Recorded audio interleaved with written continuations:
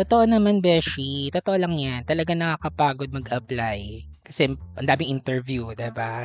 Ang daming exam, walang katapusan. Tapos minsan parang reality show pa ang pag-a-apply. Yung kada week ligwak agad, 'di ba? Hanggang sa isa na lang ang matira. Pero okay, sige, eto, kung ayaw mo mag-ghost ng company na ina-applyan mo o ayaw mo ng ma-reject sa pag-a-apply, what if lang pwede ka pa ring kumita at gawin yung trabaho na gusto mo sa sarili mong sikap. Okay, sa sarili mong paraan, on your own way, ika nga. So, hindi lahat para sa opisina, 'di ba? May iba kasing work na ikaw mismo yung gagawa ng system kahit nasa bahay ka lang. So, ang gagawin natin ngayon is magse-setup tayo ng sarili nating call center sa bahay, 'di ba? Call center agent ka pa din sa sarili mong paraan. So, ang kailangan natin mga devices, of course, kailangan natin ng headset. Ayan. Ito yung headset na ginagamit ko matagal na. Siguro ano na to, mga 2 taon na to, nagamit ko hanggang boy na boy pa rin. Saka ang ganda ng audio niya, 'di ba? So, ayan, kailangan niyo ng headset. Ililink ko or itatag ko sa video na to yung itong headset na to para makabili din kayo. At pagkakitaan ko kayo sa headset na to. So, kailangan mo ng headset. Ito kasi minsan, kahit naka noise cancellation siya, or mayroon siyang noise cancellation feature, may mga times na medyo maririnig po pa rin yung, yung background noise. So, kailangan mo ng noise cancellation application.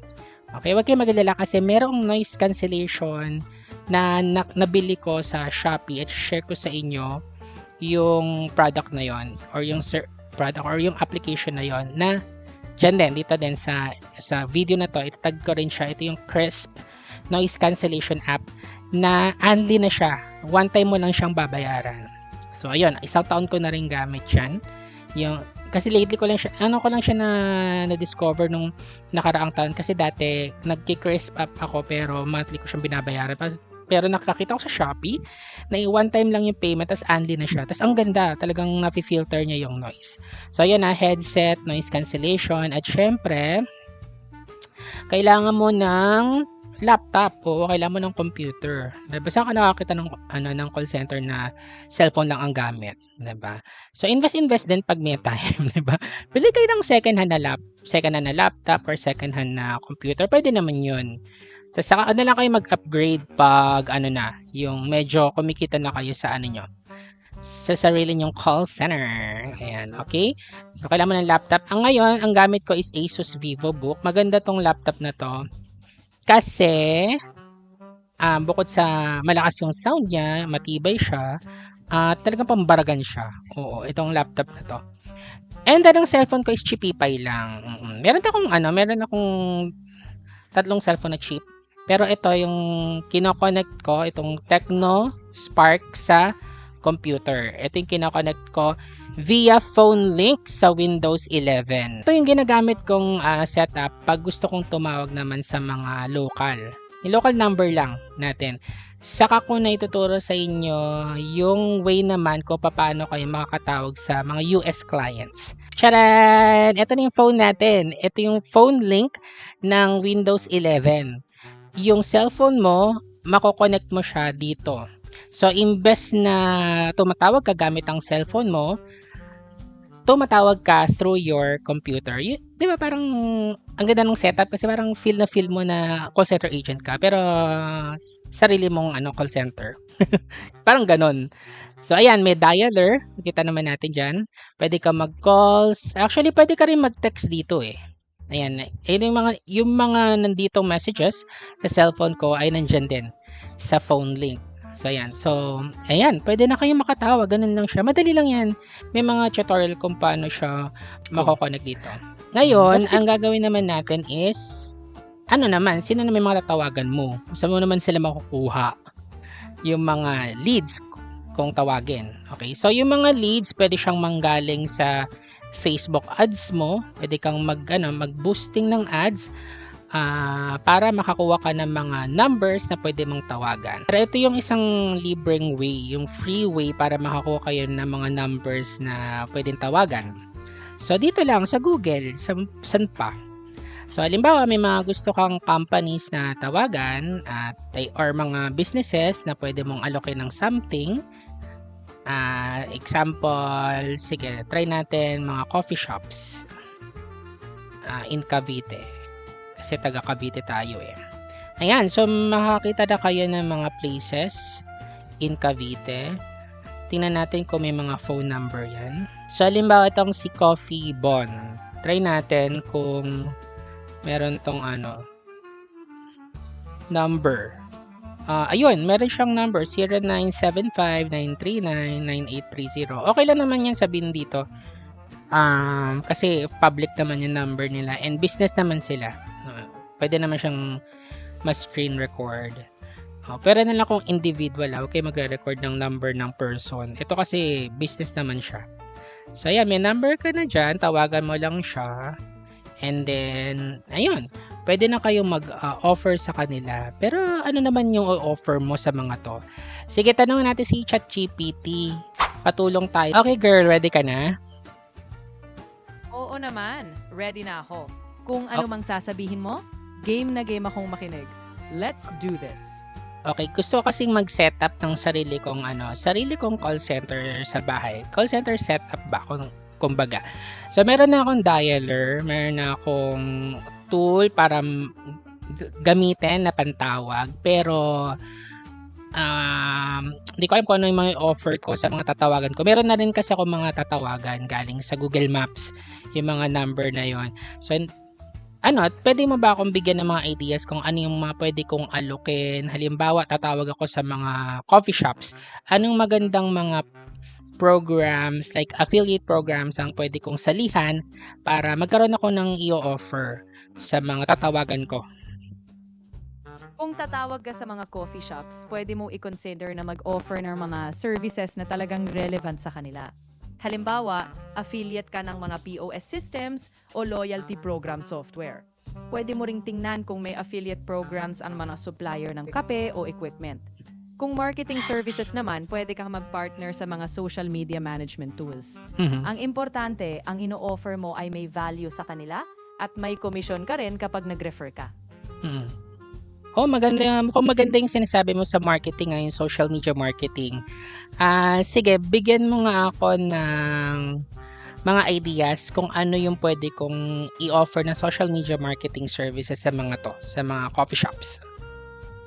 Pwede kang mag-offer ng social media content creation kung saan gagawa ka ng regular na posts na pang-engage ng customers.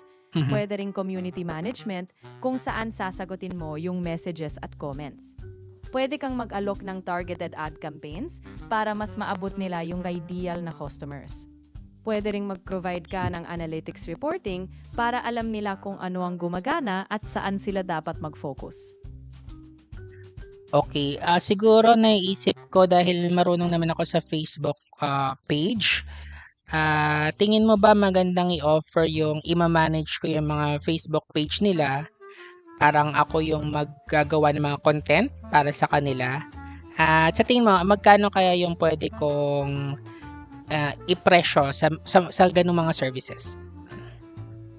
Mag-manage ng Facebook page at gumawa ng content ay magandang offering, lalo na kung consistent at quality ang output. Ang presyo, syempre, depende sa scope at experience. Pwedeng package per month. Halimbawa, kung nagsisimula ka, maaring nasa range na 10,000 hanggang 25,000 pesos kada buwan. Depende sa dami ng posts, ad management, at kung kasama pa ang engagement. Habang tumataas ang value at resulta, pwede mo ring i-adjust ang pricing pataas. Basta siguraduhin mong malinaw ang scope ng services at consistent ang delivery. Mukhang maganda yan Okay, halimbawa ayokong ako mismo gumawa. Halimbawa, affiliate lang ako ng social media marketing company. Meron ka bang mga listahan dyan? Give me at least maybe 5 social media agencies na naghanap ng affiliate.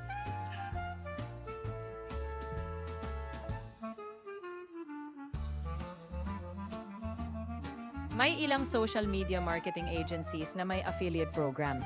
Halimbawa, ang Life Marketing ay nagbibigay ng $70 kada qualified lead At ang Goodman Lantern ay nakatuon sa B2B na may long-term subscriptions. Pwede kang sumali sa mga ganitong programa, tapos magre-refer ka ng mga kliyente tulad ng mga coffee shops at kikita ka sa bawat conversion. Ang mga ito ay may sariling affiliate dashboards para masubaybayan ang iyong referrals.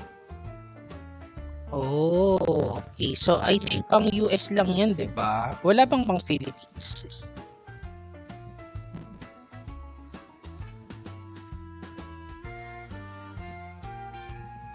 Sa Pilipinas, mas praktikal na sumali sa mga affiliate networks tulad ng Involve Asia o Admitad kung saan may access ka sa iba't ibang digital marketing tools. Pwede kang maghanap ng digital marketing o social media tools at gamitin ang affiliate links para sa mga cafe clients mo. Pwede mo ring diretsong kontakin ang mga local social media agencies kung may offer silang referral commissions. Siguraduhin mo lang na malinaw ang commission terms at tracking system bago ka mag-refer. I see. So, sa pagkakaintindi ko, pwede kang may sariling social media service na in-offer and then pwede kang mag-affiliate na lang sa mga social media marketing agencies. Tama ba? Tama. Pwede kang mag-operate on both fronts. Kung may sarili kang services, may direct control ka sa client relationships. Kapag affiliate ka naman, kumikita ka sa pag-refer ng mga kliyente sa mas malalaking agency. Maganda yan kasi may flexibility ka. Pwede kang mag-focus sa hands-on na clients mo, tapos kikita ka pa rin sa mga referrals kung ayaw mo mag-take on ng dagdag na tasks. Win-win kumbaga. Ayun. Sige, bigyan mo nga ako ng iba pa, like 5 affiliate programs na pwedeng salihan.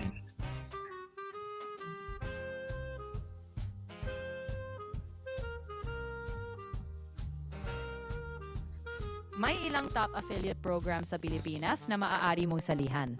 Kasama dito ang Shopee at Lazada na nag-aalok ng mga komisyon mula 3 hanggang 10% kada benta. Pwede mo ring tingnan ng Zalora, Nike Asia at Samsung na may iba't ibang porsyento rin ng komisyon. Kung naghahanap ka ng digital services, may GoDaddy at Ecomobi. Piliin mo lang ang naaangkop sa target na audience mo at tiyaking klaro ang tracking at payout terms. Ayun. Okay, so pwede pala yung dalawang option. Halimbawa, kaya mag-alok ako sa kanila ng paggawa ng website. Sa tingin mo maganda yon? Depende sa market nila. Pero kung ang coffee shop ay gusto pang palakasin ng online presence, lalo na sa mga nag-o-offer ng delivery, events o e-commerce, pwedeng maganda ang website creation. Kung wala pa silang maayos na site, malaking tulong ito. Magiging sentro ito ng lahat ng marketing efforts, social media, orders, loyalty programs. Basta siguraduhin mo lang na kailangan talaga nila at kayang i-maintain. Pag swak, panalo yan. Ayun. So, gusto ko mangyari is ako yung mag-aalaga ng website nila. Maganda ba yung Shopify?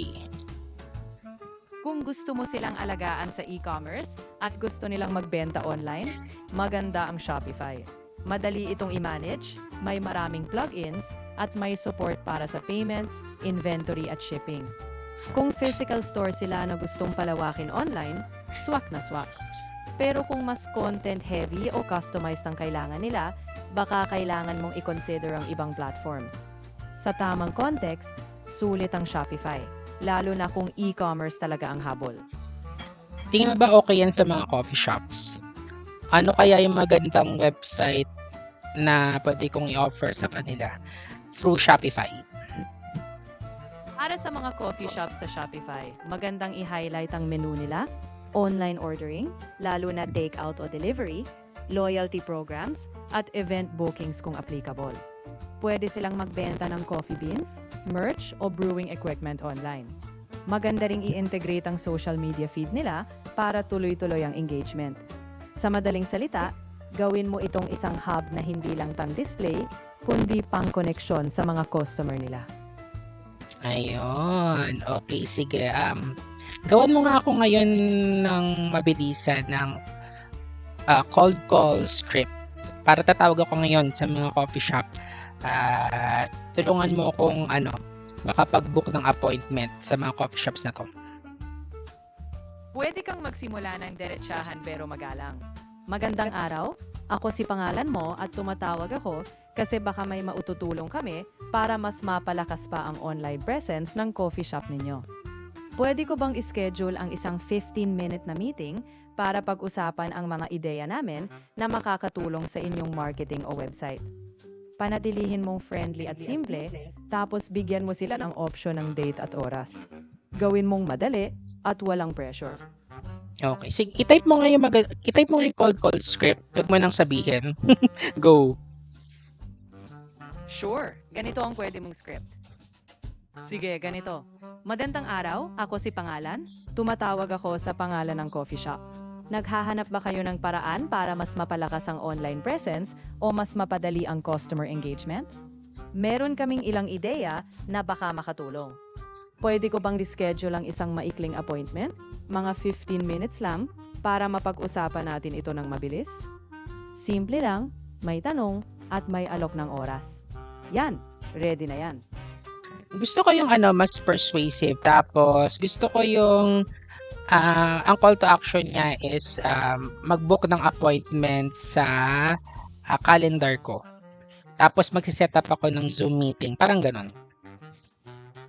Ganito, mas persuasive. Hi, this is Pangalan. I help coffee shops like yours grow their online reach and customer loyalty. I'd love to show you a couple of strategies that could make a real difference. How about we book a quick Zoom call? My calendar is open, and you can pick any time that works for you. I'll send you the link right now. How does that sound? Okay, how about na lang kaya? Email na lang. Call to action, then I will send them an email about my offer. Parang ganon. Pwede rin. Ganito. Hi, I'm Pangalan. We help coffee shops like yours boost online visibility and customer engagement. I'd love to share a few ideas. Would it be okay if I send you a quick email with some options and how we could help? I'll shoot it over right after this call. Just let me know the best email to reach you. Ayoko yung parang ang dating may sarili akong company. Ayoko nung ganun. Gusto ko yung tumatawag lang ako ng individual ako, yung freelance ako na nag-o-offer ng ganito. Ganon. Walang problema. I-frame mo lang na ikaw ay isang independent specialist. Sabihin mo, Hi, ako si Pangalan. As a freelance digital specialist, I personally help coffee shops improve their online presence. I offer customized strategies based on your needs. If you're open, I'd love to send you a quick email with some ideas we could explore together. Could I grab your email to send those details over? Simple, personal, walang corporate vibe. Sige, gusto ko yung mas Tagalog siya, mas Taglish ang atake. Sige, go. Sige, ganito ang atake. Hello po, ako po si Pangalan.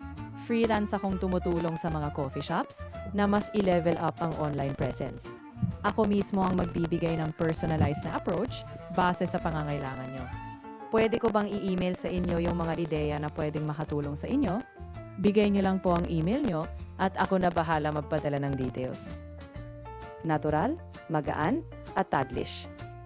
Okay, sige. Halimbawa naman nagtanong na agad sa akin, ano yung ma-offer ko? Gusto ko sabihin na kaya kong gumawa ng mga AI content para sa kanila, post ng videos, mga pictures sa Facebook page nila, at mas level up na online presence sa pamamagitan ng Shopify website. Yung mga ganun ba? Sige nga. Ganito ang pwede. Alam nyo po, kaya kong gumawa ng AI-generated content na swak sa branding nyo. Mga engaging na posts, videos, pati mga photos. Kaya ko ring i-level up yung Facebook page ninyo para mas makatawag pansin. At kung gusto nyo, kayang-kaya ko rin kayong tulungan sa paggawa ng Shopify website para tuloy-tuloy ang online presence. Kung okay lang, send ko sa email nyo yung details ng mga to, tapos usap tayo kung paano natin masisimulan. Yan, swak at pasok sa gusto mo. Okay, thank you, Mare, ha. Tawagan na lang kita ulit pag may kailangan kong help. Okay? Walang anuman. Anytime na kailangan mo ng backup o may gusto kang i-fine-tune, nandito lang ako. Go Pasok mo na lang gusto. yan. Ayan, nakaka-excite. Sige nga, try nga nating tumawag dito ngayon na. I-push na natin yung button. Try natin to. Hi po, ako po si Marvin, independent specialist po ako ng social media marketing. Ito po ba yung Okay Coffee po. Bon? Yes po, ma'am. Yes po. Okay po. Kayo po ba yung yung owner po ng shop or Yes po, manager? ma'am. Okay po. Yes po. Yun nga po. Salamat po. Ako po ay si Marvin po. Freelance digital specialist po ako and tumutulong po ako sa mga coffee shops para ma-improve po yung online presence nyo. Nagko-customize po ako Yes ng po. mga strategies based on your needs po. Kung open po kayo, pwede ko po ba kayong i-email po ng mga ideas ko para ma-explore ko po yung mga yung mga ideas with you? Sa ngayon po, ma'am, medyo meron na po kaming nag-handle exact. So, okay na po kami, ma'am, ngayon. Sa ngayon po. Okay po. Sige po, kung kailangan niyo po ng options in the future, try ko na lang din po mag-email ulit sa inyo, ma'am. Sir? Okay po. Or Sige po, tawagan ma'am. kayo ulit. Okay. Okay, Wala naman pong problema. Apo. salamat po. Okay Goodbye po. God bless po. God bless. Hala, yun, nakakaba. Talagang tinawagan natin talaga yung Coffee Bon. At may sumagot, di ba? Sabi sa inyo may sasagot eh. Pero syempre, sa mga ganito kasi, numbers game yan eh. Kahit naman sa actual na call center, tas naka-outbound account ka, sa 100 mong calls a day, siguro mga isa o dalawa lang yung mag-a-agree. Diba? So, medyo dahil first time natin mabasa yung script na ginawa sa atin ni ChatGPT, medyo nagkandabulol-bulol pa tayo doon. Pero nakuha nyo ba yung idea na pwede kayo mag-setup ng sarili ninyong call center service or call center sa inyong bahay, sa sarili ninyong room o kahit saan nyo pa gusto mag-work, sa coffee shop, sa labas, sa mga co-working space, pwede, diba? So, ganun lang siya. So, ang advantage nito is sarili mo siyang sikap. Yung potential earning mo is hindi limited. Kasi kapag ikaw, empleyado ka sa call center, syempre, fix yung sahod mo dyan. Although may mga call center nagbibigay ng incentives sa mga commissions, fix na fix pa rin yun. Hindi katulad dito, depende sa sipag mo, depende sa dami mong natawagan, at depende kung ano yung i-offer mo sa kanila. Diba? So, try natin itong si Ciudad Cafe. Hi po, ako po si Marvin. Narinig niyo po ako, sir? Hello po, medyo choppy po kayo hindi po kayo marinig. Okay, how about this po? Hello po. Rinig niyo po ako, sir? Parang medyo yung may echo po, parang nakakulog yung sound. May echo. Okay po, wait lang po, sir. Eto po, sir. Okay na po?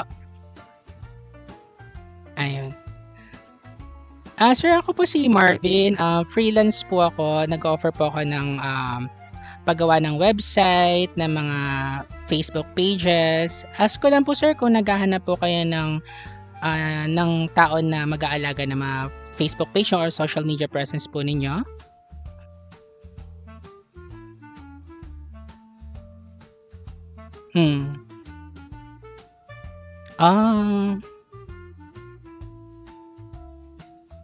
Okay po, sige po.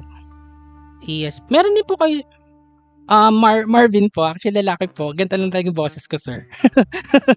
Kayo po, sir. Ano pang name niyo, sir? Okay po. Salamat, sir. Sir, meron kayong email address para naman ma-send ko sa inyo yung mga details sa number ko. Sige po, sir. Pa-text na lang po ako. Salamat po. Goodbye po. Ayan, so for dalawa niya tawagan natin, medyo nakakaba. So, ayun, sana nakuha niyo yung idea na pwedeng-pwede kayong magkaroon ng sarili nyong call center setup sa bahay. Again, i-recap natin, syempre kailangan mo ng headset. Actually, dalawa yung natawagan natin, sabi medyo parang gargar kasi medyo meron akong hindi na click dito sa system ko, kaya parang ganun yung dating. And, ayun, yun yan.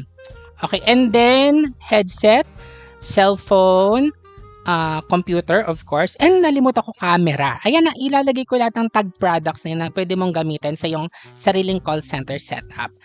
And, ayun, mag-comment kayo kung ano yung gusto nyo pang gawin natin or may mga tanong ba kayo sa ating call center setup video. Ayan, i-comment nyo lang dyan para makagawa pa ako ng mga susunod pang videos, gawin natin siyang series. Okay? So ngayon nag-focus tayo sa local account and siguro next naman ay tuturo ko sa inyo yung paano naman tumawag sa US mula dito sa Pilipinas and customer naman ng US. Mas nakakaba na yon kasi mag-English na tayo, mauubusan na, mag-nosebleed na tayo mga beshi. Ito pa nga lang, di ba nakakaratal na. Pero sabi ko nga, habang tumatawag kayo, habang ginagawa nyo siya ng paulit-ulit, mas napapadali na siya. Diba? So, ayan, thank you so much for watching and see you again next time. Goodbye. Good vibes. Bye.